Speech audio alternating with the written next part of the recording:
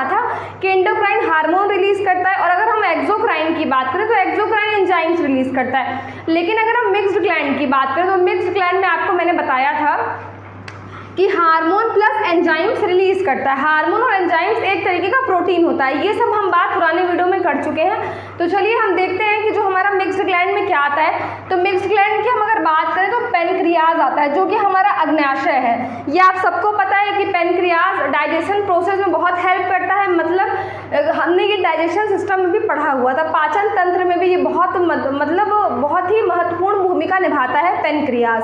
ये मैंने पेनक्रियाज को बहुत अच्छे से डाइजेशन सिस्टम में पढ़ाया था। तो चलिए इसके बारे में बात करते हैं। तो देखिए, जब हम अग्न्याशय की बात करें तो दूसरे सबसे बड़ी ग्रंथि जो है वो क्या है, वो अग्न्याशय है। मैंने पुराने वाले वीडियो में आपको सबसे बड़ी भी ग्रंथि बताई थी, और ये क्या है, हमारी दूसरी सबसे बड़ी ग्रंथि है।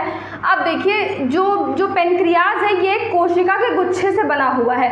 अब आपको ये तो पता ही है कि जो हमारी बॉडी है वो सारी कोशिका से बनी हुई है। कोशिका के बाद टिश्यूज और उसके बाद हमारे ऑर्गन बने हुए हैं।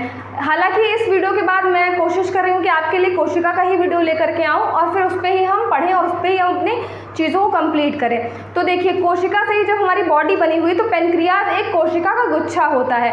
उस कोशिका के गुच्छे को हम हिंदी में बोलते हैं लैंगरहैंस की दीपिका। क्या बोलते हैं? लैंगरहैंस की दीपिका।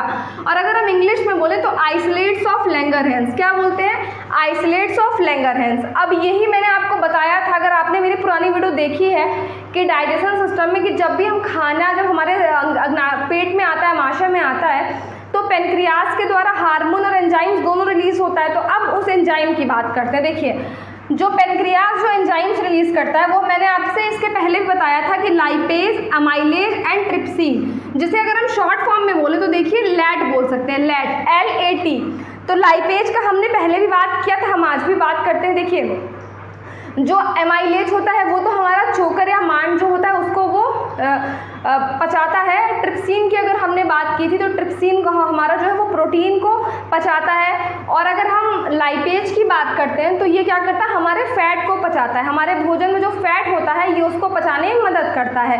तो आपको लाइपेज, अमाइलेज और ट्रिप्सिन का मतलब पता हो गया होगा। अगर नहीं क्लियर है तो आप एक बार डाइजेशन सिस्टम का भी मेरा वीडियो देखिए, उसमें भी मैंने अच्छे से बताया हुआ है।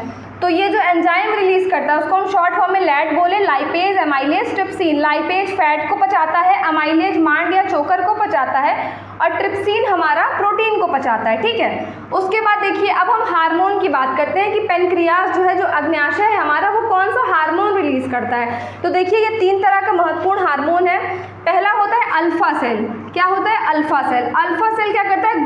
ग्लूकेगॉन को रिलीज करता है। अब ये ग्लूकेगॉन क्या है? तो देखिए, ये ग्लूकोज से ग्लाइकोजन में बदलता है, ग्लूकोज से ग्लाइकोजन में बदलता है। लेकिन अब आप लोग ये कंफ्यूज हो रहे होंगे कि मैम हमने तो पढ़ा था कि लीवर, जब हम पढ़ रहे थे तो लीवर में हमने पढ़ा था कि लीवर ग्लूकोज को ग्लाइकोजन में कन्वर्ट करता है। जो भी खाना हम खाते हैं तो लीवर का क्या काम होता है कि वो ग्लूकोज को ग्लाइकोजन में कन्वर्ट करता है। वो बात बिल्कुल ठीक है, लेकिन जब ऐसी स्थिति आती है कि हम खाना नहीं खाते हैं, बहुत टाइम तक हमारी तबीयत की वजह से हम खाना नहीं खाते हैं और हमारी बॉडी में जो है वो ग्लूकोज की कमी होती है, तो जो ये अल्फा सेल होता है ये ग्लूकोज की मात्रा को बढ़ा देता है। क्या करता है? ग्लूकोज की मात्रा को बढ़ा देता है। तो ये याद रखिएगा आप लोग, कभी क्वेश्चन में अगर आता है कि अल्फा सेल क्या करता है, तो ग्लूकोज की मात्रा को क्या करता है? बढ़ा देता है। ठीक है, उसके बाद हम बात करें दूसरे सेल की, तो देखिए दूसरा होता है बीटा सेल। क्या होता है? Beta cell. बीटा सेल हमारा इंसुलिन प्रोड्यूस करता है। अब इंसुलिन तो आप लोगों ने पढ़ा ही था कि इंसुलिन है, इंसुलिन हमारे शुगर लेवल को कंट्रोल करता है ना।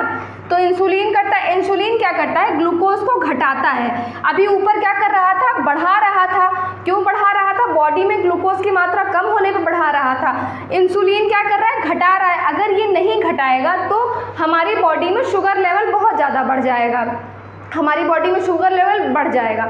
उसके बाद एक चीज़ और याद रखिएगा, इंसुलिन में जिंक पाया जाता है, जिसे हिंदी में हम कहते हैं जस्ता।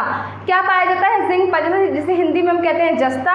इंसुलिन जो है वो पानी में घुलनशील होता है। क्या होता है? इंसुलिन पानी में घुलनशील होता है। कभी कभी क्वेश्चन आ जाता है कि कौन सा प्रोटीन या क्या चीज़ जो है वो पानी में घुलनशील है, तो शायद ऑप्शन में अगर इंसुलिन दे तो आप लोग इंसुलिन पे टिक कर दीजिएगा।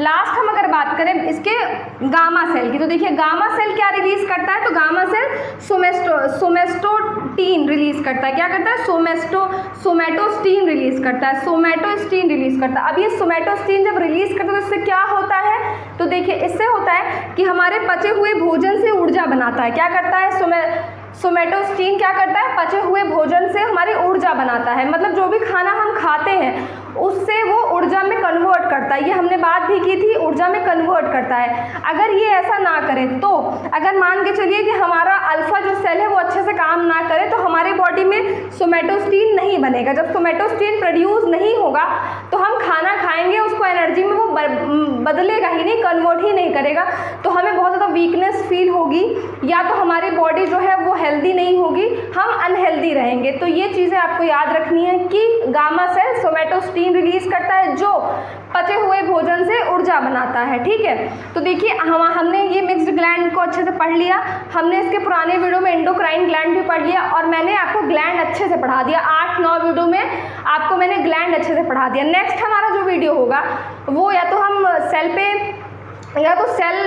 हम बनाएंगे, कोशिका पे बनाएंगे या रेस्पिरेटरी पे बनाएंगे। आप लोगों को जो भी पसंद आएगा मुझे कमेंट